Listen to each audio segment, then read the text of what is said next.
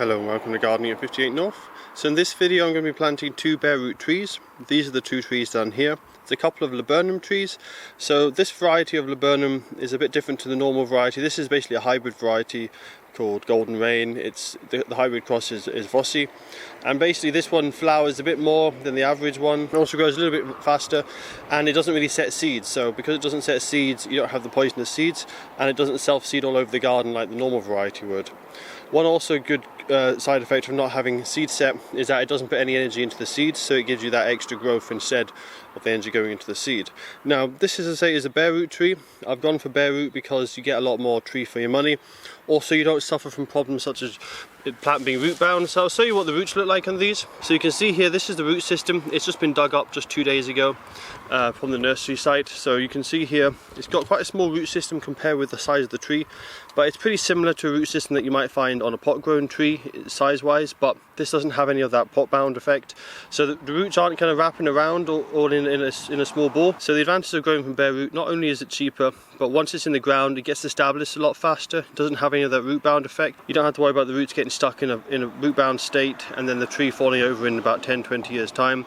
So you get a much better established tree, and it then tends to also establish a bit faster as well. So the only thing you have to worry about with bare root is you must plant them as soon as you get them. I received this just a couple of hours ago. It was dug up about 24 hours, 48 hours ago. I'm going to get this planted as soon as possible. I'm also keeping it covered and damp the whole time so the roots don't dry out. And you can only really do bare root trees in autumn and winter when there's no leaves on the trees, otherwise they dry out too fast. So I'll be planting this soon now. It's quite windy today, so I'm going to keep this covered up just to stop it from drying out. Now the two locations that I'm going to be planting these two trees is going to be either side of the drive here. These trees are probably going to be the biggest, most prominent features in my front garden here. So temporarily I planted a couple of ricinus plants here. These are about to die off from the frost. It's actually the middle of November, coming on to late November now, it's the 20th, and surprisingly the frost hasn't killed these yet. Normally these would have been killed in October, but I just put these temporarily as I didn't have the laburnum trees in the midsummer. So this is where the two trees will be going.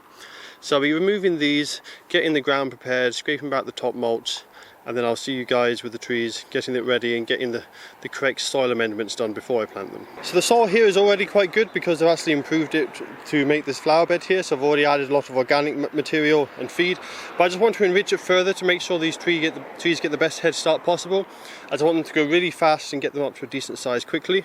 So what I'm going to do here is I've laid out a big pile of what I'm going to add to the soil. So the main part of this pile is the organic matter. That's just some soil improver I bought from a local garden centre.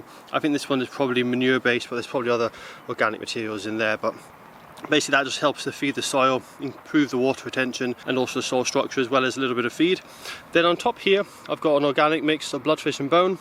This helps with root growth, the bone meal, but the blood and the fish section, what that will do is it'll just add some feed to the soil. It's organic, so it's slow release, and it only really releases the nutrients when the weather is warmer. So over winter this won't be given the soil any nutrients when the tree is dormant.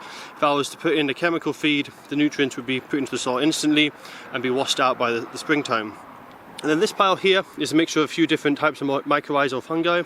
This really helps trees establish. What it does is it will grow on the organic matter in the soil and wrap itself around the roots of a tree, and then it will exchange the nutrients between the soil and the tree, and basically the tree will have a much larger area of absorption for nutrients and water than it would if it just had its own root system.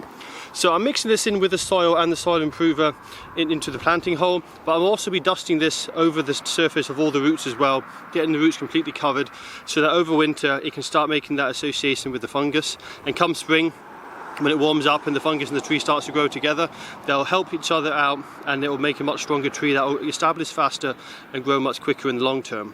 So I'm just going to go ahead now, dig over these holes, make sure I've got a big enough planting hole for the tree roots. Now I don't have to worry too much about the planting size of the hole. Normally what I would do is make a planting hole 3 or 4 times the size of the root system in an ideal situation, or twice the size if I was just short of time or it was a very large root system. In this bed, because I've already enriched the soil here because of growing roses, and I've already improved the soil a lot, I don't have to worry too much, so I'll probably be making about 2 or 3 times the size of the root system. And when you are planting trees, you want to make sure you have a bit of a gradient between the rich section of soil that you've amended and the exterior soil.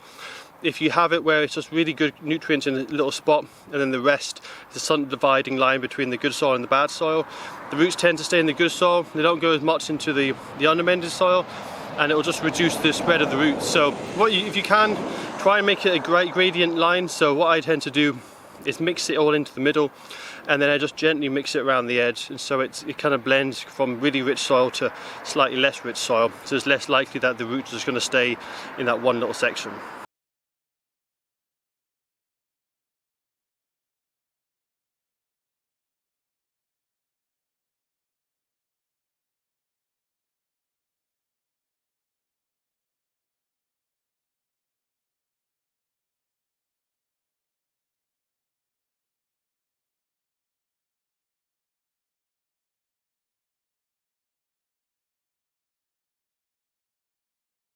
So that's the 2 trees now planted. The next thing I'll need to do is give them a really good watering in. One thing that's very important with trees, especially if they're larger trees, especially if they're bare root, is to make sure they're well staked. Now the reason you do this is because if you don't stake a tree, it will rock in the wind.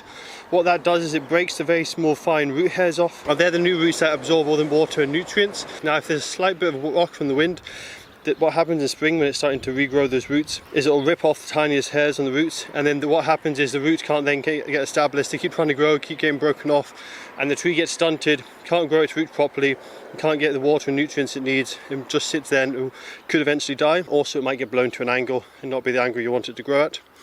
So it's very important to stake the tree. And one thing to note with staking it is you want to have it low down. The idea of a stake is not to stop the tree from moving at all, it's to stop the root system moving. So the way this is staked, the wind can blow up top and there's a lot of movement up the top, but further down there's very little movement in the roots. So the bottom half is secure, the roots won't suffer from root rock. And the reason you want that bit of flexibility is because if you were to stake it really high up, say up here, the tree would get a lot of support at that height where it's quite thin, and then it could just snap off at that point. You want to have a bit of flexibility towards the ground so it doesn't have one section where it can snap. And the other reason for doing it is that a little bit of flex is very important to thicken up the stem. If the tree is supported its whole life, doesn't get any flex from the wind, it won't strengthen up, and then eventually when you take away the support for the tree, it will just snap off because it's used to all that extra support. So what you want to do is stake it well, stake it at the base, stop the roots from moving, allow some flexibility in the trunk, and only have it staked for probably about 2 or 3 years, and then make sure you check it every summer, normally twice a year during the summer, to make sure it's not starting to congest around the stem. As the stem grows, you'll need to loosen off the tree tie. That's why I like these kind of tree ties where you can loosen them and adjust them.